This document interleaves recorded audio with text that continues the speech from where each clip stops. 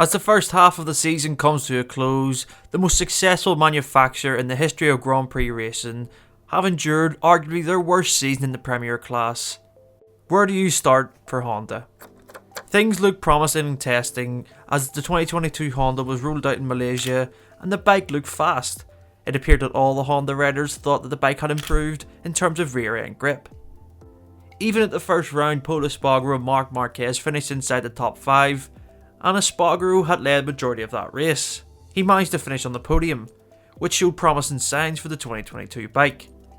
And then we arrived at the second round in Indonesia. Michelin brought a different spec rear tyre to suit conditions to the abrasive tarmac at Mandalika, and the Honda suffered badly because of the change. Marc Marquez had one of the worst weekends of his MotoGP career, suffering 4 crashes and having one of the biggest crashes of his career. Other Honda riders struggled. Alex Marquez and Taka Nakagami weren't scoring points, and they were crashing a lot throughout the race weekend. There was a salvage job from Marc in Texas, as his comeback race proved that he still had what it takes to fight. He had an issue at the start of the race and fought back to 6th place. And then in Jerez we seen the 93 fight for the podium and ultimately finished 4th behind Espargaro. But something just wasn't right for Honda. In testing, they tried different chassis to resolve the loss of grip, but nothing was working. You had to think that a company the size of Honda and their HRC department would get it right, but nothing has materialised. We now know that Marc Marquez has stopped after the Italian Grand Prix to get surgery on his right arm, which appears to be a successful process so far. Also, take a look at the size of the scar on Marc's right arm as he continues his rehabilitation. But after the crashes of Nakagami and Espargaro at the Catalan Grand Prix, we arrived to the German Grand Prix. A track where Honda have had the most wins around, but without Marc Marquez, the streak was going to end in Germany. In my opinion, Honda suffered their worst ever race in the MotoGP era, as they didn't score any points. Alex Marquez retired due to the ride height device getting stuck. Pol Espargaro had to retire after a heavy crash in practice damaged his ribs. He also suffered burns due to the excessive heat coming from his RC213V.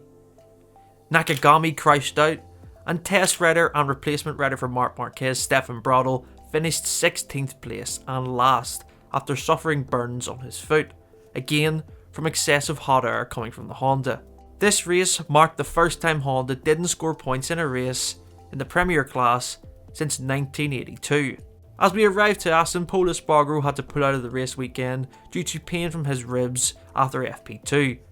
And there's also rumours confirming that Pol has signed for Tech 3 KTM for next season. And it was officially confirmed that Alex Marquez will be riding for Gresini Ducati in 2023. So, who's going to replace them? Well, it pretty much looks like it's confirmed that Alex Rins will replace Alex Marquez at LCR Honda, and Joan Mir will replace Pol Espargaro at Repsol Honda. We are just awaiting for official confirmation. Taka Nakagami is rumoured to be replaced by Moto2 star Ayagura, so we'll have to see how that one develops over the summer break. In terms of what happens for the rest of 2022, Honda just need a reset. They've went down the wrong direction for the 2022 bike, and with the absence of their star rider, who might be back at the end of the season to test out the bike for next year, they need to make sure that they use valuable testing time in 2022 effectively. The reliance on the talent of Marc Marquez for too long has cost Honda, as they look completely lost without him. But there is positive signs. If they sign both Suzuki riders for 2023, it will be a step in the right direction, as Joan Mir and Alex Rins will bring a lot of experience with them from their time at Suzuki, and of course, they have a lot of talent. But the biggest team and manufacturer in MotoGP needs to focus on the present, not the future. They will get it right, but the question is, when will they get it right? That is the answer that none of us know. Let us know in the comments below about your thoughts on Honda in 2022. We'd love to hear them. Make sure to like this video and don't forget to subscribe to Crash MotoGP for more content.